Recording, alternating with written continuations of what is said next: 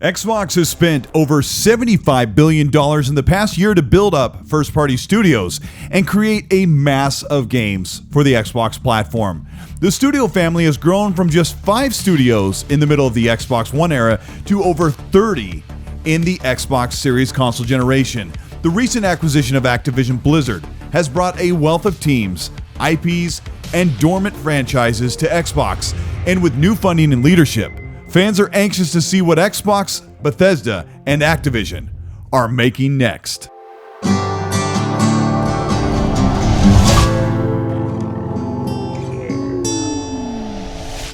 This is Colteastwood. Welcome back to the channel. Today, we're going to look at Activision and Blizzard Studios and what IPs and franchises are going to become part of Xbox. If you end up enjoying this video, let me know by liking and subscribing to the channel. Hit the bell to be notified of new content. And let's look at the studios and everything coming to Xbox in the near future.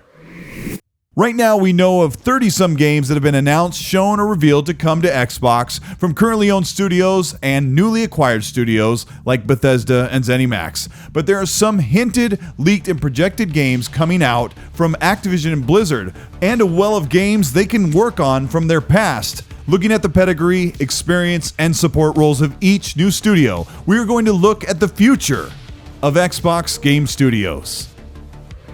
Xbox Game Studios actually has about 50 projects in the works, some that are just unannounced or projects that are soon to be released with more information from studios already working on current games. Of course, we know that Bethesda Softworks will be working on Elder Scrolls 6 in the future, and that the Coalition will be continuing with Gears 6. But they are also working on an unannounced IP. And Playground Games are working on Fable, which we should see in the next year or so. Rare is working on Everwild and has been retooling the game and reapproaching combat and the feel of the game to get it ready to showcase. Crossfire X is just around the corner from Remedy, which will be an exclusive first-person shooter campaign. And Obsidian Entertainment is working on Avowed, which we might see at E3 this year as well. And Scorn, the gruesome, bloody first-person action puzzle game, is coming as well. The Initiative is working on Perfect Dark, and they will be partnering with Crystal Dynamics to bring that game to Xbox. And Machine Games will be working on Indiana Jones, as well as a third Wolfenstein game to be announced soon. Ninja Theory is busy with Project Mara, another project where they are using some virtual scenery, and Ninja Theory's big game is Hellblade 2: Senua's Saga. Forza Motorsport is returning for its 8th iteration. Undead Labs was bringing State of Decay 3 into the online open world MMO style, and a Top Gun Maverick expansion for Flight Simulator. Contraband will be an online cooperative multiplayer heist game built by Avalanche, and Redfall from Arcane Studios is going to be a multiplayer open world action RPG fighting vampires. That should be coming out by the end of 2022. Stalker 2 is seeing a delay into the end of 2022 for Xbox, and this is a timed exclusive. And of course, Bethesda Softworks Starfield, which is coming out November 22nd of 2022. Xbox has a ton of games coming out from Bethesda, ZeniMax, Xbox Game Studios, and Global Publishing. But today we are also going to look at the franchises and IPs that are coming from Activision and Blizzard. Beenox has 300 employees and mainly supports PC ports of major franchises built by the Activision publishing arm, which gives the team experience in multiple genres and game types. Beenox is extremely talented and may be the perfect team to build a new kart racing game with Bethesda, Activision, Blizzard, and Xbox's IPs in character-filled crash team racing fashion. Demonware has 177 employees. They are another support studio that has been working on matchmaking and online features for Activision's Call of Duty and Tony Hawk Pro Skater Remaster Online. They created middleware, which helps keeps games peer-to-peer and IPs. Expect Demonware under the leadership of Activision to help with some of these Activision teams to get games online across Xbox and PC. Toys for Bob, 180 employees. They have brought Skylanders games to platforms, which is an E for Everyone game, and I don't expect Xbox to resurrect the toy integration. Crash Bandicoot has long been known as a PlayStation mascot, has now moved to Activision, and the latest sequel impressed. Toys for Bob brought Crash Bandicoot 4 to life on modern platforms, and the platforming that Xbox has needed for 20 years. Fans are seeing how perfect Toys for Bob would be to bring Banjo-Kazooie back to Xbox. Banjo should be modernized and compete with gaming's best platformers, and Toys for Bob would be perfect for this. High Moon Studios has 150 employees, and they're best known for their absolutely fantastic Transformers Cybertron games. In the early 2010s, the Cybertron games melded the modern third-person shooter mechanics with a surprising and satisfying transforming vehicle combat, and tried and true G1 characters and visuals. High Moon Studios has been supporting the Call of Duty machine, and this studio hasn't been able to create their own game in over a decade, repeating a 10-year-long push for Call of Duty under all of these Activision studios. If High Moon Studios can create a brand new licensed Transformer game in the modern era, fans would absolutely be on board, and bringing the Transformer name next to superhero competition could be a massive get for Xbox and Game Pass. Treyarch, 600 employees, one of the biggest studios that have become one of the main drivers of Call of Duty, have cut their teeth on major franchise games that no longer belong to Activision, but they have created stellar third-person action-adventure games like 007 Quantum of Solace, a hidden gem that emulated Splinter Cell Conviction and shows the prowess for third-person shooter-based action-adventure games, and the licensed 2000s-era Spider-Man games that can no longer be made by anyone outside of PlayStation licensing agreements. It's likely that Treyarch will continue to work in concert with Infinity Ward on Call of Duty. They should be able to amp up the campaign gameplay with their talent with more time to create, and we'll get into that in a moment. Raven Software. 350 employees, have a long history after LucasArts began with Star Wars Jedi Knight and Jedi Academy, staying true to those licensed games with a look and feel that captures the original Star Wars cinema. Star Wars is still in EA hands for a limited time, but Activision and Raven Software have years of experience creating something as big as our favorite movie licenses. Raven has been relegated to Call of Duty support team, and again, being freed to work on their own franchise, they may be the right studio to take on Boba Fett or The Mandalorian in AAA video game form. Sledgehammer Games, 450 employees, formerly of Visceral Games, created Dead Space, asked to put Dead Space work on hold to take over Call of Duty when Infinity Ward founders left to create Respawn. Sledgehammer's pedigree and expertise, although working on Call of Duty for almost a decade, is actually in the third-person shooter action-adventure genre, something that has been missing from Xbox's varied lineup over the past decade. With Dead Space belonging to EA, Sledgehammer Games can make their own third-person thriller in the modern era.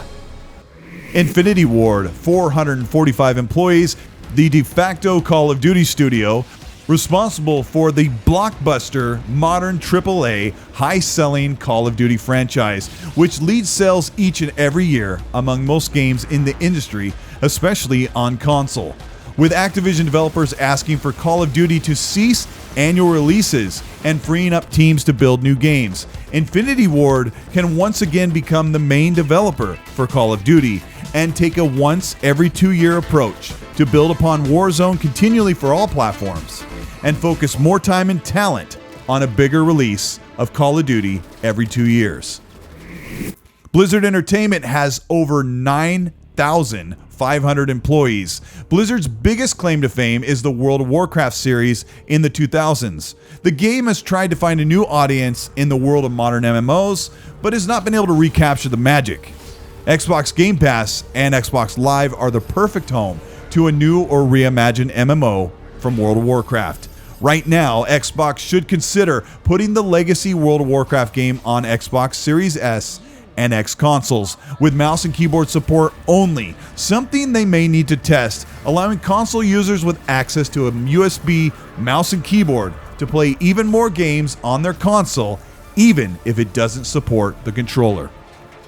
The next major franchise for Xbox and Blizzard is Diablo, a massive isometric co-op RPG that has been a literal building block for some of the most prominent loot-based RPGs of the past 2 decades. Diablo 4 is in the works, In long development under stressful litigation and with quarterly updates, Blizzard is taking careful steps to make sure Diablo 4 delivers.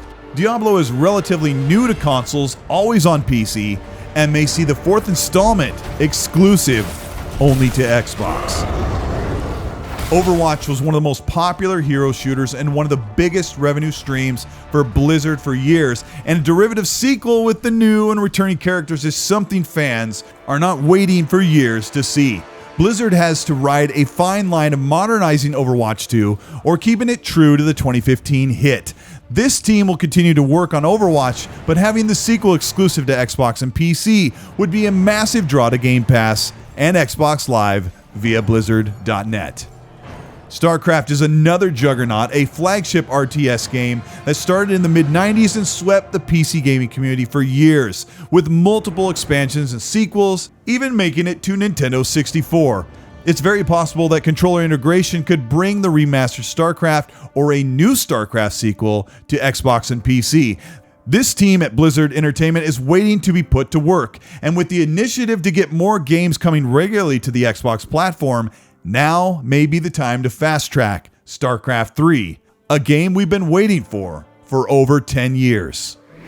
Activision, as a publishing arm, has worked on huge games, and they are one of the biggest publishers in the business. It's a reach to dozens of IPs and franchises they have brought to gaming. A lot of the following games could see an emergence on the Xbox platform. Prototype was the perfect anti-hero game, and now with PlayStation dominating the Marvel space, Prototype is the answer to Infamous or an open-world sandbox carnage that was receiving middling reviews, but the potential for this IP to return in a big way for Xbox, and a wealth of mature combat-driven freedom that has been missing on the platform since Crackdown 3 failed to deliver that last generation. Speaking of bringing back Crash Racing or an Xbox-themed kart racer, you cannot forget that Activision owns the rights to Bizarre Creations' Blur, a semi-realistic Project Gotham meets Mario Kart battle racer that would look absolutely mind-numbingly excellent on the new Xbox consoles and PC. Forza and Horizon already exist, but great games have no limit, and Activision can get the Blur franchise revived for online players all across Xbox Live. For 3 years, Activision Publishing had the rights to Teenage Mutant Ninja Turtles, and since Platinum Games couldn't stick the landing last generation with a TMNT game, Activision has plenty of talent to bring the superhero turtles onto Xbox beyond a side-scroller beat-em-up classic and create a much better linear action-adventure experience with co-op and 3 friends.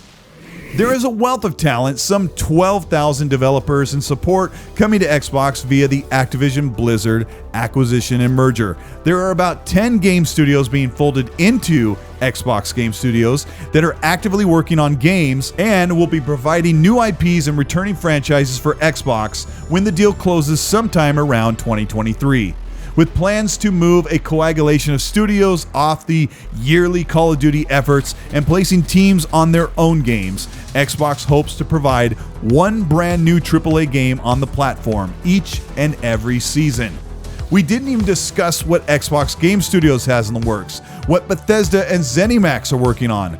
With the talent from Xbox, Bethesda, ZeniMax, Activision, and Blizzard, there is no short supply of games coming to Xbox and PC. And with each of these having access to tech, support, and strong funding for creating video games, the future of Xbox just doesn't look bright. It looks absolutely stacked. This is Colteastwood. Thank you so much for checking out this video. I know there is a lot of franchises and IPs and a ton of games that Activision has worked on over the years. Some licensing agreements that can no longer be held up, but there are so many games that they can tap into, and I'm really excited to see what they're going to bring in the future. But a lot of people are upset about Xbox buying such a major publisher. One of the things that we didn't get into is how people want Xbox to grow their studios organically, which is actually not really how corporations and businesses work. They buy, they build, and they create great things, and it doesn't matter whether they buy them or build them from the ground up as long as they bring great games to the platform, and I'm super excited for that.